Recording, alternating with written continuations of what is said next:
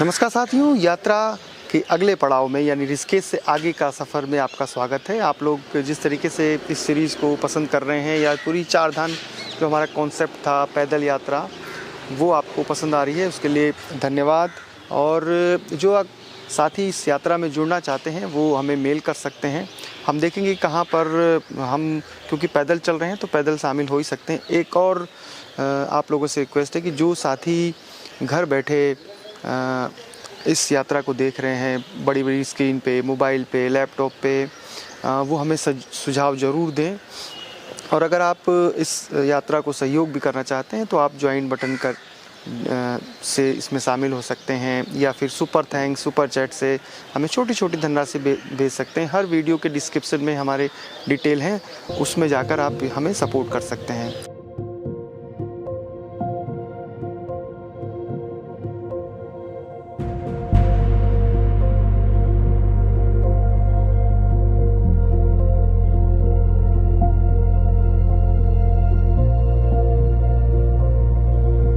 ऐसा है जी कि ऋषिकेश नगर को बसाने में टिहरी के महाराजा का, तत्कालीन महाराजा का बहुत बड़ा हाथ है। उन्होंने ही ऋषिकेश को बसाने के लिए जो है वो ये भरत मंदिर है, ये भरत मंदिर जो है ऋषिकेश की बसावट के साथ, ऋषिकेश के अधिकांश क्षेत्र के मालिकाना हक के साथ, ताकि मंदिर का खर्चा चलता रहे, ये दान में जो है तत्कालीन महाराजा ने तत्कालीन महंत जी को दिया था। तो उसके बाद ही इस नगर की बसावट हुई। फिर काली कमली क्षेत्र, पंजाब सिंह क्षेत्र, अन्य धार्मिक संस्थाएं भी ऋषिकेश की ओर आई। और यात्रा जो बद्रीनाथ की प्राचीन काल से चलती रही है, उस समय तो पैदल यात्रा होती थी, छोटी छोटी चट्टियाँ होती थी इस यहाँ ऋषिकेश से लेकर और बद्रीनाथ तक। आप देखेंगे कि ऋषिकेश में जयरामा अन्य क्षेत्र जो है उसके सामने जो सड़क है उसका नाम पुराना बद्रीनाथ मार्ग है। तो उसी रास्ते से और सामने ये चंद्रभागा नदी है, इसके बीच में से जो है वो पैदल मार्ग बद्रीनाथ के लिए जाता था। हाँ, यहाँ साधु संतों का वास रहता था। मायाकुंड क्षेत्र है ये भरत मंदिर के नीचे, उस क्षेत्र में जो है यहाँ महात्मा लोग रहा करते थे। और कुछ दुकानदार भी इस बाज़ार में, ये मुख्य बाज़ार, मेन बाज़ार है, इसी बाज़ार में कुछ थोड़ी बहुत दुकानें थी और बाकी पूरा क्षेत्र खाली था। तो उस समय के दुकानदार बरसात के मौसम को छोड़कर, क्योंकि बरसात में यहाँ इतना जोरों का मच्छर होता था, इतना खतरनाक मच्छर होता था कि उससे मृत्यु भी हो जाती थी लोगों की। उन मच्छरों से बचने के लिए वो यहाँ से पलायन कर जाते थे लोग कनखल के लिए, और मौसम बदलने के बाद जाड़ों में के मौसम में पुनः ऋषिकेश आकर अपना व्यापार शुरू करते थे या अन्य काम करते थे।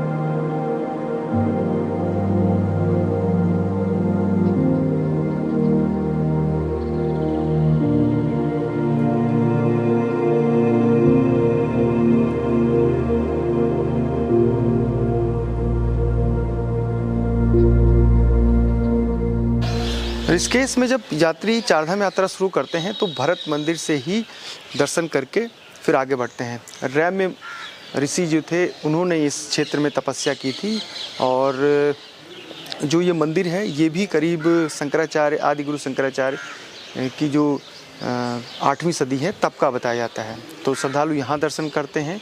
इसी मंदिर के चारों तरफ जो सबसे पुराना बाज़ार है वो स्थित है, जो करीब 19वीं शताब्दी या 18वीं शताब्दी के अंतिम वर्षों में धीरे धीरे बढ़ा और फिर आज ये एक विशाल नगर निगम का रूप ले चुका है।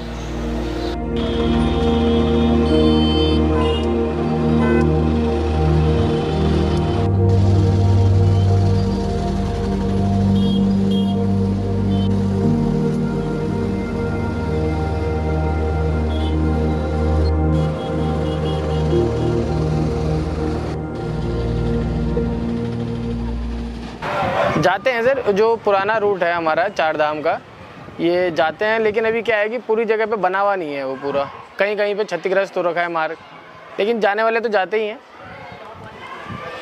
उस रूट का क्या रोमांच है और साहसिक खेलों का किस तरीके से आगे ऋषिकेश में डेवलप हो रहा है? सर ऋषिकेश में क्या है कि अब जब से ये वीडियो वगैरह का थोड़ा ज़्यादा चलन होना शुरू हो गया है, तो लोग आते हैं ऋषिकेश में, रिवर राफ्टिंग करने आते हैं, ट्रैकिंग वगैरह भी करते हैं। आसपास यहाँ पे काफ़ी जगह हैं ट्रैक करने के लिए, कुंजापुरी जाते हैं और ये दशरथ का डांडा है, यहाँ जाते हैं। वहाँ से रेंजेस दिखती हैं सारी जो है हमारी ये, मतलब बेस ऋषिकेश ही है। हाँ बेस ऋषिकेश है, क्या गेटवे समझ लीजिए आप इसको। हमारा सर मेन काम हमारा बाइक रेंटल का है।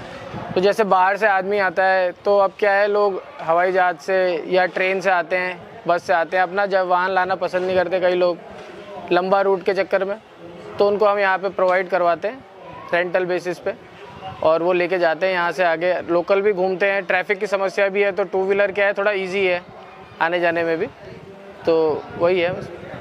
और चार्जेस क्या? चार्जेस नॉमिनल है सर, 500 मिनिमम चार्ज है स्कूटी का, और बाइक का भी ऐसी है 1000-1200 रुपये के लगभग।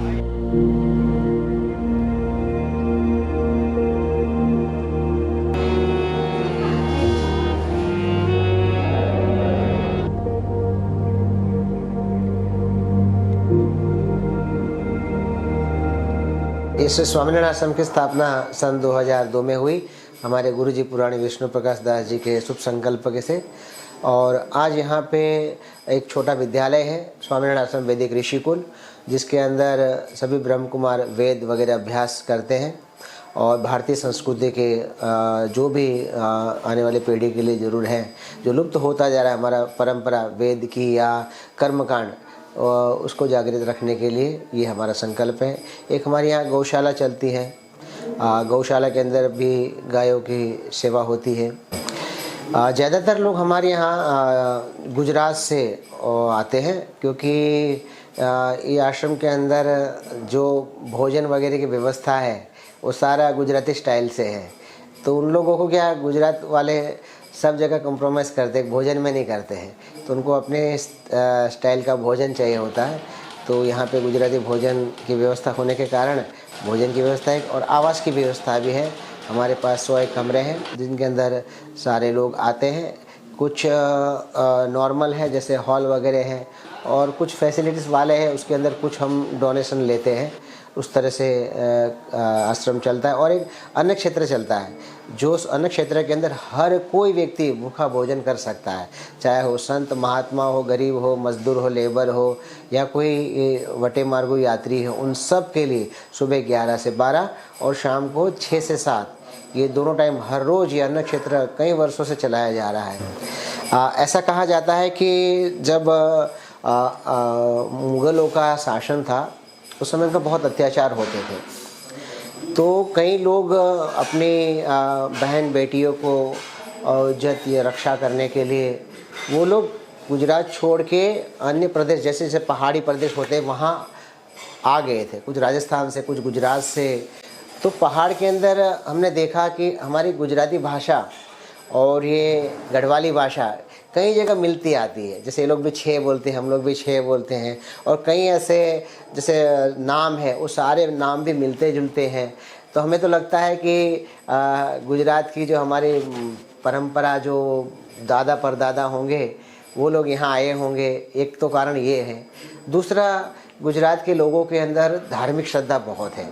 एक तो मेहनत बहुत करते हैं ना, मेहनत करने के साथ साथ वो एक कहते हैं साहसी होते हैं। बिजनेस में चाहे कुछ भी हो तो काम पूरा फोकस से करते हैं। डायमंड के अंदर, टेक्सटाइल के अंदर, तो वो लोग का पूरा मेहनत करके कुछ दिनों रिलैक्स होने के लिए, आध्यात्मिक शांति के लिए यहाँ हिमालय में आते हैं। तो सबसे बड़ा कारण उनका हिमालय का आकर्षण बहुत है। उसमें भी माँ गंगा का भी आकर्षण बहुत है। और गुजरात के अंदर जो भागवत कथाएँ वगैरह, संत महात्मा या हमारे जितने भी मंदिर हैं उनके अंदर भी गंगा का महिमा, शास्त्रों के अंदर महिमा बहुत लिखा गया है।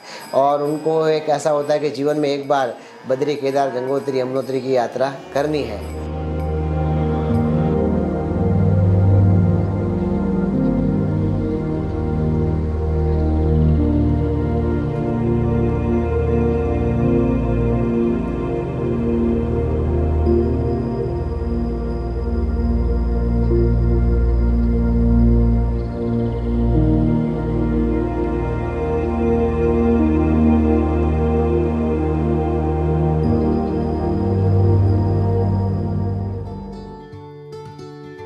पैदल यात्रा में जो सबसे बड़ी चुनौती हमारे सामने आएगी वो है, एक तो घुटनों के या पैर में मोच आ जाती है कई बार चलते समय। तो उसके लिए हम महाकाल हर्बल पेन किलर यहाँ से लेके जा रहे हैं, हरिद्वार से, जो हरिद्वार आयुर्वेदा है वहाँ से। और एक चांदी वाला जो फेमस जलजीरा है हरिद्वार का, वो लेके जा रहे हैं, क्योंकि डिहाइड्रेशन की प्रॉब्लम होती है। तो जहाँ पर भी हमें मौका मिलेगा, लगेगा कि गर्मी है रास्ते में चलते हुए दोपहर के बाद या जब धूप रहती है, और ख़ास तौर पे जो नीचे वाले इलाके हैं नदियों के किनारे, वहाँ उमस और भी ज़्यादा हो जाती है। तो ऐसे में ये जलजीरा हमारे लिए किसी रामबाण से कम नहीं होगा।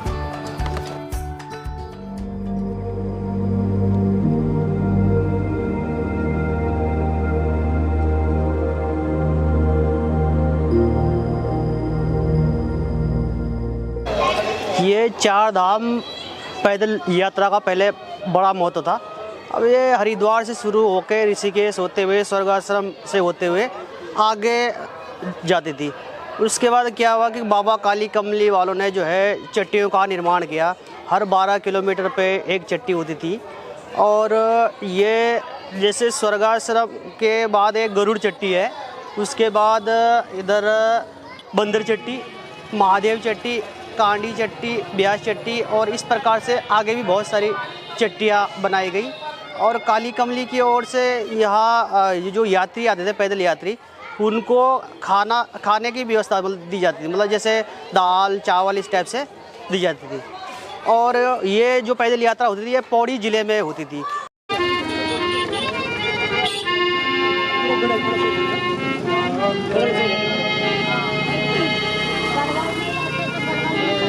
ये गीताश्रम जो है हमारा 60-65 वर्ष पुराना है, और इसकी स्थापना ब्रह्मलीन महामंडलेश्वर स्वामी वेद व्यासान जी महाराज के द्वारा की गई।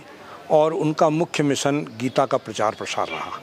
देश में विदेश में गीता का किस तरह से प्रचार प्रसार हो, इसके लिए केंद्र होना आवश्यक था। तो इसके लिए उन्होंने गीता आश्रम की स्थापना की। यात्रियों के लिए क्या आश्रम में जो महाराज जी का लक्ष्य था, गीता के प्रचार के साथ साथ यात्रियों को सुविधा भी प्राप्त हो। इसमें हम लोगों ने महाराज जी के शरीर छोड़ने के बाद, ब्रह्मलीन होने के बाद, क्योंकि संतों का ब्रह्मलीन होने के उपरांत उन्होंने एक ट्रस्ट की स्थापना स्वामी जी के नाम से हुई। आज ट्रस्ट के माध्यम से MM स्वामी वेद व्यासानंद सरस्वती गीता आश्रम इंटरनेशनल चैरिटेबल ट्रस्ट के माध्यम से आश्रम में सेवाएं की जा रही हैं, जिसके अंतर्गत आश्रम में लगभग 100 से अधिक आवासीय व्यवस्था है, जिसमें लगभग 50 कमरे हमारे यात्रियों के लिए रखे गए हैं। और आगंतुक यात्रियों को साधना, स्वाध्याय और गंगा स्नान के लिए और सत्संग की सुविधा प्राप्त हो, इस दृष्टि से आश्रम में कक्षों का निर्माण किया गया है। यात्रियों के निवास के लिए 2 बेड के कक्ष हैं, 3 बेड के कक्ष हैं, 4 बेड के कक्ष हैं, और बड़े बड़े आयोजन भी यहाँ पर होते हैं। उनके लिए हॉल बने हुए हैं, जिसमें भागवत कथाएं हैं, योग शिविर हैं, ये सब कार्यक्रम भी यहाँ चलते हैं। और व्यक्ति को यहाँ पर निवास के साथ साथ आध्यात्मिक लाभ प्राप्त हो, ये संस्था का मुख्य उद्देश्य है।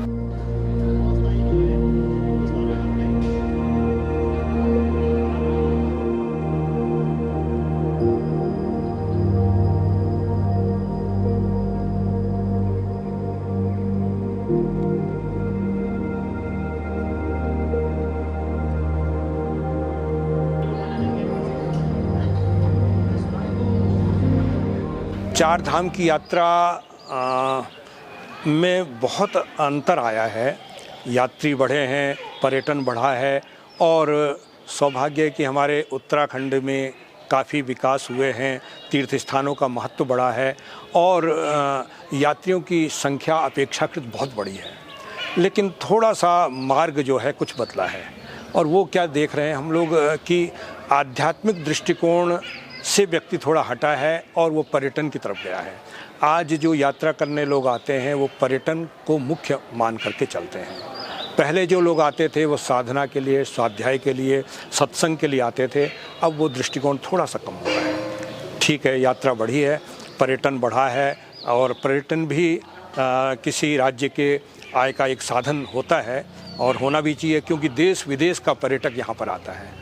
और हमारे यहाँ सबसे बड़ी बात इस ऋषिकेश स्वर्गाश्रम लक्ष्मणझूला क्षेत्र में विदेशियों की संख्या बहुत बड़ी है और विदेशी लोगों में हम लोगों ने ये देखा है कि वो एक साधना की दृष्टि से आते हैं, योग को एक महत्व देते हैं और योग साधना उनका एक मुख्य लक्ष्य रहता है। हमारे तीर्थाटन, हमारे भारत के अनेक क्षेत्रों से यहाँ लोगों का आवागमन होता है और लाखों की संख्या क्या अब करोड़ों की संख्या में जा रहा है और अच्छा है। हमारे सरकार के द्वारा भी प्रयास किए गए हैं और इसमें थोड़ी जो आजकल जो उसमें वो आ रही हैं कमियां जो आ रही हैं, इसमें एक तो हमारे यहाँ चाहे आप स्वर्गाश्रम क्षेत्र में जाइए, अतिक्रमण बहुत है, इतना ट्रैफिक प्लान नहीं है, आवासीय व्यवस्थाएं होने के बावजूद लोगों को बहुत जगह लोगों को काफ़ी परेशानियां होती हैं। दरअसल जब मैंने चारधाम यात्रा का प्लान बनाया था कि मैं पैदल निकलूँगा, तो सबसे पहले मैंने ख्याल आया कि मैं यमुनोत्री धाम चलता हूँ, क्योंकि जो यात्रा चलती है वो यमुनोत्री, गंगोत्री, केदार, बद्री चलती है। मैंने पूरा यमुनोत्री का प्लान बना रहा था। कुछ जगहों पर मुझे चीज़ें समझ नहीं आ रही थी कि कहाँ रुकना है, क्या रूट रखना है। इसी बीच मुझे मुनीश रियाल से बात हुई। मुनीश रियाल जो हैं वो अमर उजाला ऋषिकेश में कार्यरत हैं और पुराने साथी रहे, क्योंकि मैं पहले जी में था तो मुनीश भी जी में था। और जिस तरीके से मुनीश ने मुझे बताया, डिज़ाइन, मैप, नंबर, तो फिर मैंने वो यमुनोत्री का प्लान छोड़ के केदारनाथ, तो मुनीश मेरे साथ चल रहा है यहाँ से लेके देवप्रयाग तक। छुट्टी ली है और वो खुद भी समझेगा, क्योंकि अभी तक हम लोगों ने कितनी बार यात्राएं की होंगी, चले गए होंगे, लिखी होगी खबरें, लेकिन खुद एक यात्री के तौर पे महसूस करना वो अलग अनुभव है। मुकीत है ना, तो बहुत सारी स्टोरी बनाई मैंने चार धाम पैदल यात्रा मार्ग में। चिट्ठियों का क्या महत्व है और पहले यात्रा कैसी चलती थी और कैसे कैसे यात्री चिट्ठियों में रहते थे, उनको कैसे कैसे खाना मिलता था, आसपास के गांवों के लोग कैसे उनकी सेवा करते थे। कई स्टोरी लिख चुका हूँ। लेकिन सन 98 के बाद मैं देख रहा हूँ, जो उस साल कुंभ मेला हुआ था, उसके बाद से एक भी साधु जो है उस रूट पे नहीं गए पैदल यात्रा मार्ग में। अब क्या हुआ कि जो यहाँ से ऋषिकेश से बसें जाती है तो साधु उसमें चले जाते हैं, कुछ ट्रक वालों के साथ चले जाते हैं।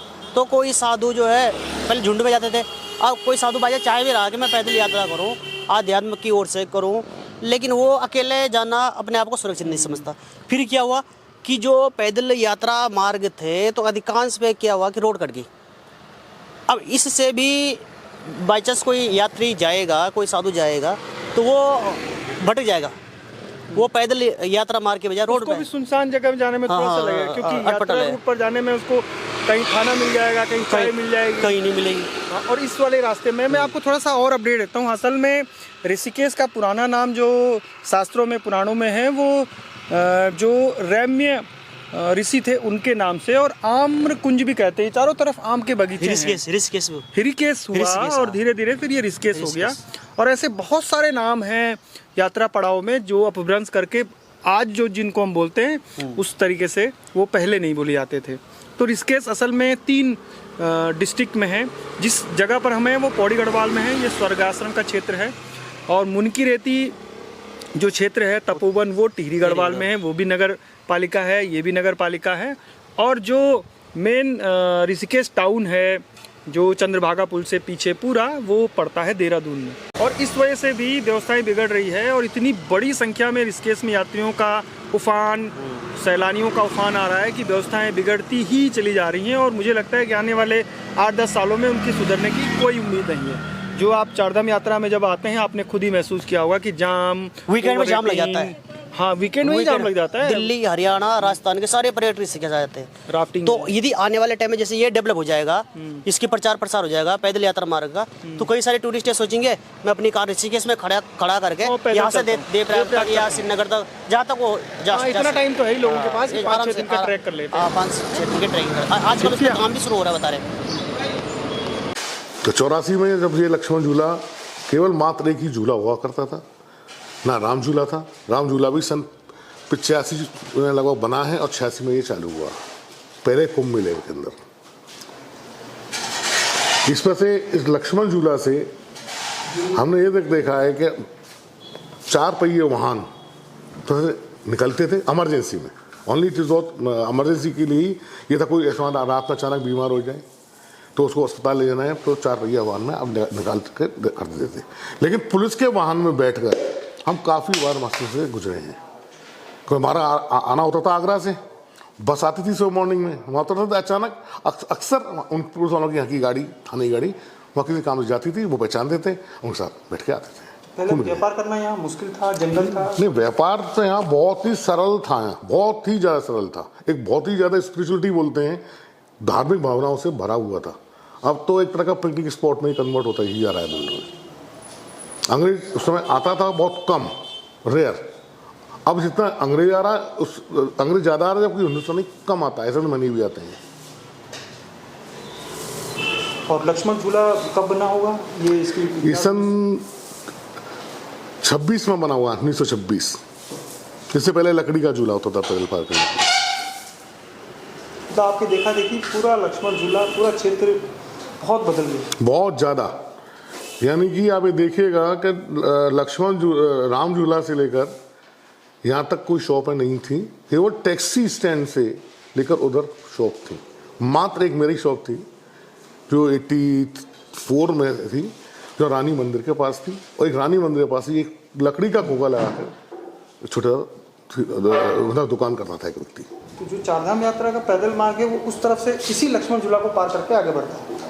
हाँ, चाहे तो इस सारे पहला जो चट्टी इनकी पड़ती है, गरो चट्टी पड़ती है, फिर मोहन चट्टी पड़ेगी, इस प्रकार से इनके पड़ाव पड़ते ले जाते हैं।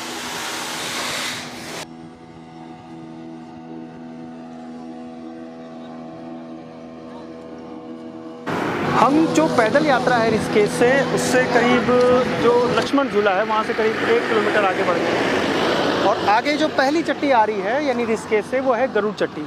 और अगर इसकी हम दूरी नापें जो ठीक काली कमली क्षेत्र से है, तो वो लगभग वहाँ से 8 किलोमीटर की दूरी पर है। यानी कोशिश की गई थी काली कमली क्षेत्र या काली कमली धर्मशाला की तरफ से कि हर 10 से 12 किलोमीटर की दूरी पर एक धर्मशाला या एक चट्टी बनाई जाए जहाँ पर यात्री रुके। अब जो एक दिन में 20-30 किलोमीटर चलते थे तो वो आगे बढ़ जाते थे, और जो एक दिन में 8 से 10 किलोमीटर चलते थे वो उन चट्टियों में रुकते थे। आगे देखेंगे कि चट्टियों की क्या स्थिति है। ऋषिकेश में एक धार्मिक पर्यटन है, जो पुराने देहात ग्रामीण भारत के लोग धर्मशालाओं में रुकते हैं, मंदिरों के दर्शन करते हैं। और दूसरा यूथ है जो गंगा में राफ्टिंग है या और जो भी साहसिक एडवेंचर स्पोर्ट्स है, बंजी जंपिंग है, रिवर राफ्टिंग है, बीच कैंपिंग है, ट्रैकिंग है, तमाम जितने भी एक्टिविटी है उसमें। यानी ऋषिकेश एक ऐसी नगरी है जो चाहे यूथ हो चाहे बुजुर्ग हो, सबको आकर्षित कर रहा है। एक तरीके से जो आध्यात्म है और आनंद है एडवेंचर का, वो सबको यहाँ आकर्षित करता है। पीछे आवाज़ें सुनाई दे रही है मुझे जो राफ्टिंग कर रहे हैं उनकी, तो रोमांच महसूस कर रहे हैं उसमें। आगे बढ़ते हैं।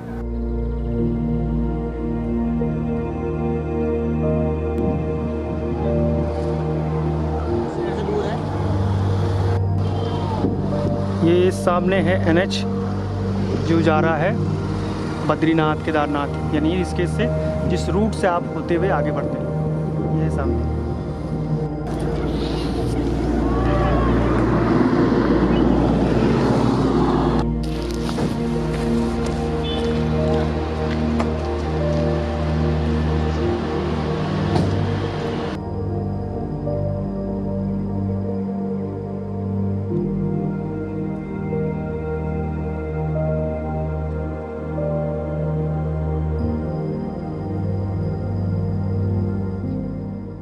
जी ये पहली चट्टी है ऋषिकेश से आगे?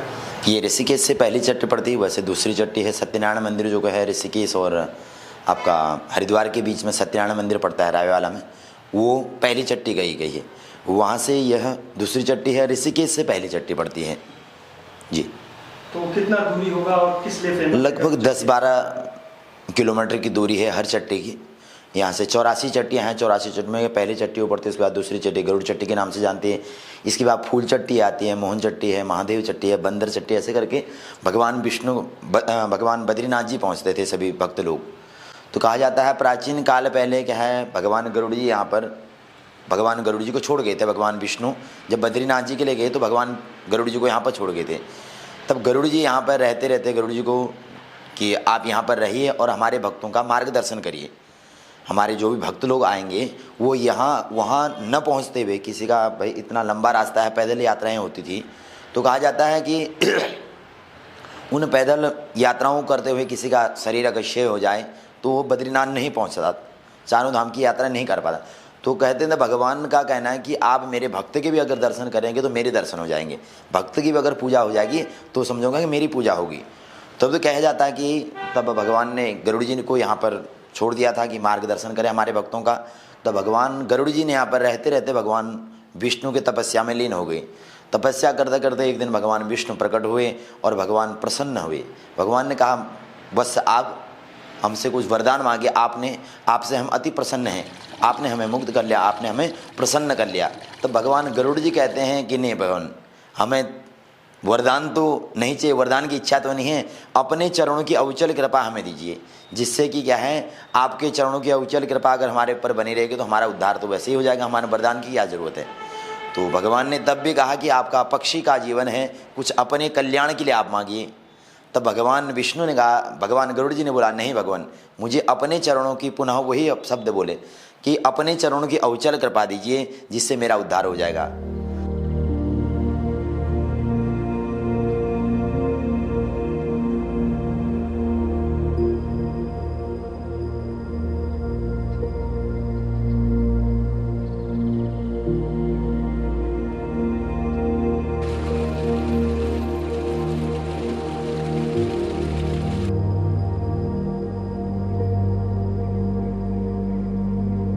जब हम गरुड़ चट्टी पहुँचे तो हमारी नज़र सबसे पहले उस स्थान को खोजने में लग गई जिस स्थान या जिस यात्रा को हम खोज रहे हैं, यानी धर्मशाला। तो जो काली कमली धर्मशाला है वो कहाँ पर थी, जब हमने आसपास लोगों से पूछा तो एक बुजुर्ग महिला ने हमें बताया कि ये जगह है जो करीब 24 कमरों की एक बड़ी धर्मशाला थी, जिसमें कुछ हिस्सा अब जो पुलिस है उसके पास है और कुछ हिस्सा पर ये सब चल रहे हैं। यानी इस पूरे इलाके में वो जो काली कमली की धर्मशाला थी वो है। ये ऋषिकेश से पहली चट्टी है, जो जैसे हरिद्वार से पहली चट्टी सत्यनारायण मंदिर थी वैसे ही ऋषिकेश से ये पहली चट्टी है। अब गरुड़ चट्टी का अहमियत ये है कि एक रास्ता यहाँ से पुल पार, जो गरुड़ चट्टी के पास बड़ा पुल है वो सीधे जो NH है जो ऋषिकेश से देवप्रयाग और बद्रीनाथ माणा की तरफ जा रहा है उसमें मिल जाता है। और इस तरफ जो लोग जाते हैं वो जाते हैं नीलकंठ महादेव या फिर जो कैंप और बीच कैंप या राफ्टिंग के लिए। तो यहाँ जो सारा ट्रैफिक है वो सावन के महीने में पूरी ये इस यात्रा पर कांवड़ चलते हैं या गाड़ियाँ चलती हैं। यात्रा जब शुरू होती है तो ये बाईपास जो ठीक बैराज से 13 किलोमीटर का बैराज से ये सड़क है यहाँ तक 13 किलोमीटर, यहाँ से ट्रैफिक को डाइवर्ट कराया जाता है, यानी शहर में ट्रैफिक को नहीं आने दिया जाता। जितने भी यात्रा गाड़ियाँ होती हैं वो फिर इस जगह से आगे की तरफ बढ़ती हैं। आगे बढ़ते हैं। अरे बहुत लोग बहुत ज़्यादा गंदगी फैला देते हैं। सर क्या नाम है आपका? मेरा नाम हंसराज भंडारी है जी। एक मिनट।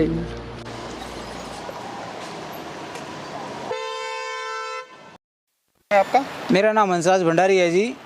मैं गुड़गांव से सेक्टर 23 से आया हूँ जी, और यात्रा पे आया हूँ। जितने दिन की बाबा जी रखें, केदारनाथ तक का सफ़र है अपना, तो देखते हैं कैसे निकलता है। बाबा जी की है, पूरा परिवार साथ चल रहा है? हाँ जी, पूरा परिवार साथ चल रहा है। ये मेरी मिसेज है, ये मेरे जीजा जी हैं, ये मेरी बहन जी है, ये मेरा बेटा है, भांजे हैं, भांजी है साथ में।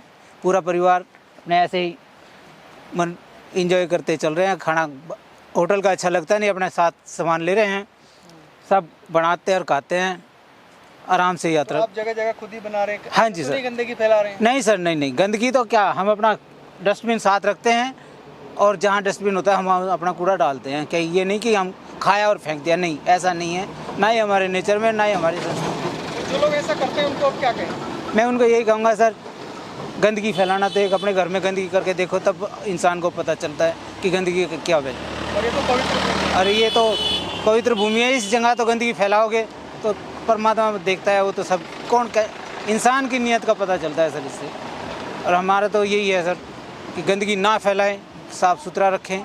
खाना बनाने में बस बहुत कम लेता है, जैसा हम लेता है मजा नहीं आता अपने हाथ से जब तक नहीं बनाते। हाँ। सब्जी में जब तक बढ़िया तड़का ना मारो ना, घोटा दे, देखो लाल कर रखे, देखो हम तो ज्यादातर एक ही थाली में करते हैं, हम सारे यूज तो बर्तन है ना, सबको लपेट देंगे, टेम्परेरी रखते हैं। जहाँ भी डस्टबिन दिखे ना वहीं डाल देंगे। इमरजेंसी के लिए रखा हुआ है, कोई कई जगह नीम यूज हो तो। पिछले साल 4 धाम यात्रा चली ना, तो मैं जैसे ऋषिकेश में था, हरियाणा के मिले मेरे को, गुजरात के मिले, मध्य प्रदेश के मिले, किसके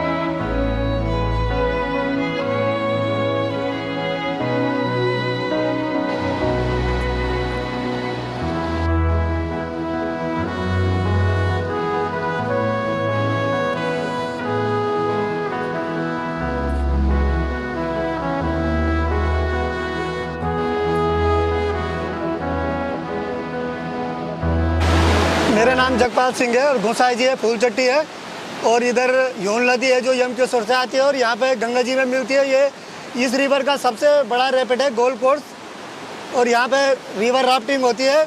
और इधर हमारा फूलचट्टी का आश्रम है। तो अब हम इसके बाद कैंप में जाएंगे, जो एलिफेंट बुक नाम से कैंप है हमारा, वहीं पे रात का स्टे होगा।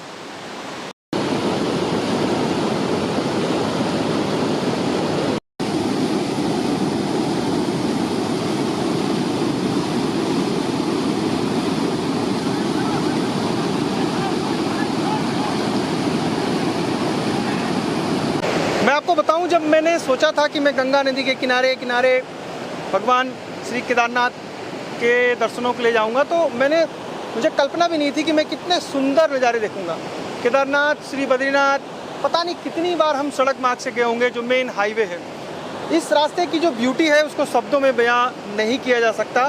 एक तो रोड, जो अभी तो हमें रोड ही मिल रही है फूलचट्टी तक, फूलचट्टी से आगे हमें जो पैदल पगडंडी है वो मिलेगी, लेकिन इतनी खूबसूरती है, इतना फ्लोरा फौना, और जियोग्राफिकल जो स्टूडेंट हैं, जो जियोलॉजी के स्टूडेंट हैं, उनके लिए भी गंगा नदी और ये जो बोल्डर हैं, जो लैंडस्केप है, उसको देखना बहुत ज़रूरी है। तो आप अगर नेचर से प्यार करते हैं, आप अगर माँ गंगा नदी से और इसकी रोमांच की जो लहरें हैं उससे प्यार करते हैं, तो आप इस रास्ते ज़रूर आइएगा। हम इस समय फूलचट्टी पे हैं। फूलचट्टी जैसा चट्टी है, मतलब स्थान जहाँ पर यात्री लोग रुकते थे, और यहाँ से आप बेहद नज़दीक माँ गंगा को दीदार कर सकते हैं। और ये सबसे बड़ा जो रैपिड है इस पूरे इलाके में, इससे बड़ा दी वॉल है, और वॉल के बाद आता है दी गोल्फ कोर्स। असल में जियोलॉजी की भाषा में देखें तो रैपिड भी बनने का एक साइंटिफिक रीज़न है कि आखिर रैपिड जहाँ पर बनते हैं वहाँ पर एक ही जगह जो गंगा नदी का पानी है वो एक पूरा फोर्स के साथ आगे बढ़ता है, और वही उसमें जो राफ्टिंग है उसमें रोमांच पैदा करता है, और यहाँ से जाने का मन नहीं कर रहा है।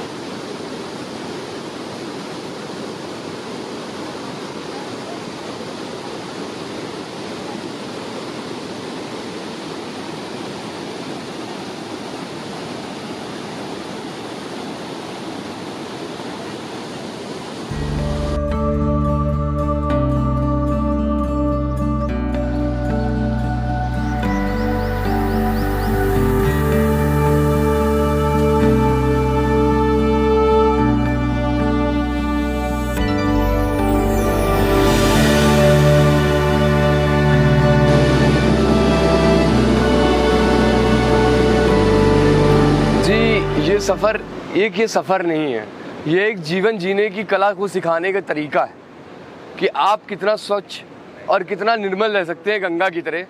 जैसे कि आप देख सकते हैं कि यहाँ पे पीछे जैसे ये गंगा माँ का पानी आ रहा है, इन सारी चीज़ों को देखते हुए हमें ऐसा अंदर से एक ऐसी चीज़ें आती हैं जिसको बोलते हैं हम लोग फीलिंग्स, ऐसी फीलिंग आती है जिससे कि हमें बहुत ही ज़्यादा वातावरण और इन पहाड़ों के अंदर मतलब लगता है कि हम कोई एक जीवन अपना ऐसा व्यतीत कर रहे हैं कि कुछ शांति, पीस, नथिंग एल्स।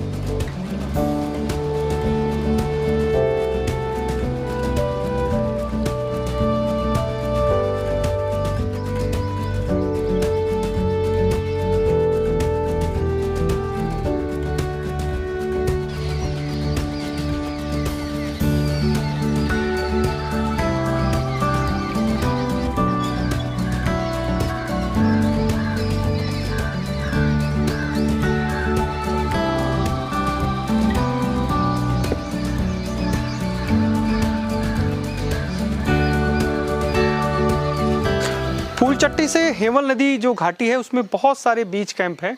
और जब एनजीटी ने जो गंगा नदी के दोनों किनारों पर जो बीच कैंप थे उस पर प्रतिबंध लगाया, तो उसके बाद हेमल घाटी में तमाम जितने भी बीच कैंप थे या फिर रिजॉर्ट थे वो धीरे धीरे उनका इस तरफ मूवमेंट शुरू हो गया।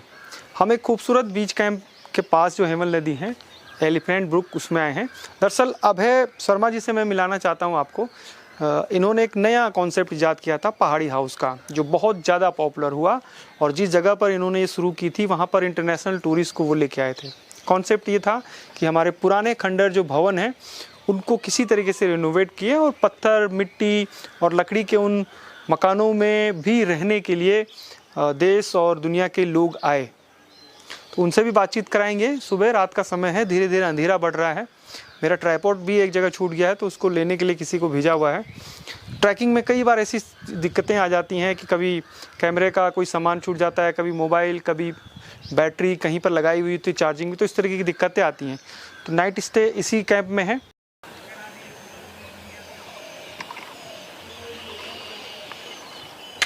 Thank you. आपका शुभ नाम? आपका? राणा जी।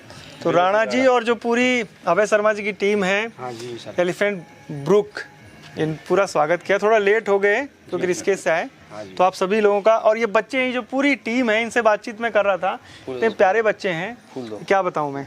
तो बच्चे क्या दे रहे हो? फूल आपकी यात्रा के लिए, मंगलमय यात्रा। Thank you. ये जो फूल है इन छोटे छोटे बच्चों ने दिए हैं और मुझे इतनी खुशी हो रही है यहाँ पे। अबे भाई थैंक यू, दोबारा से स्वागत करें। Thank you thank you.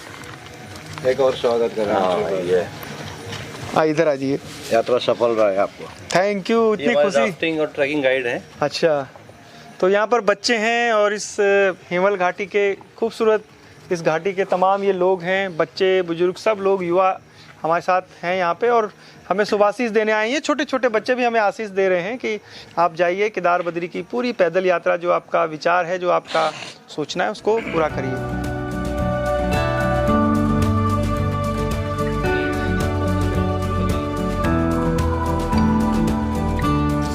सुबह करीब 9:30 बजे हमने ऋषिकेश से सफ़र शुरू किया था। बाबा जो काली कमली धर्मशाला है वहाँ से, उसके बाद जो स्वामीनारायण आश्रम है, फिर गीता आश्रम है, लक्ष्मण झूला, राम झूला, जानकी सेतु, तमाम आपको दिखाए। आज का सफ़र ज़्यादा थका देने वाला नहीं था, बहुत मुश्किल नहीं था। फूलचट्टी से हम थोड़ा सा अंदर एक बीच कैंप में हैं और ये दूसरे जगहों से थोड़ी सी अलग सी शांति यहाँ पर मिलती है। जब भी आप ऋषिकेश या ऊपर बीच कैंप करने आएँ तो इन इलाकों में आप आ सकते हैं। अगली जो यात्रा होगी, अगला एपिसोड है, उसके बारे में आगे बताएंगे। लेकिन जो हिवल घाटी और गंगा नदी पर प्रेशर पड़ रहा है बीच कैंप का या रिवर राफ्टिंग का या इतना टूरिस्ट का फ्लो, वो एक चिंता का विषय है और इस सब का हल हम सभी को खोजना है। चेंज बिफोर क्लाइमेट चेंज की ये मुहिम है, ये आगे भी जारी रहेगी। और हमारे एक साथी और हैं रुपेश राय जी, जो नोएडा से 12,000 किलोमीटर की जो साइकिल यात्रा है यानी पैदल यात्रा पर निकले हैं। सफ़र जारी रहेगा। संदीप गुसाई को इजाज़त दीजिए। जय नंदा, जय हिमाल।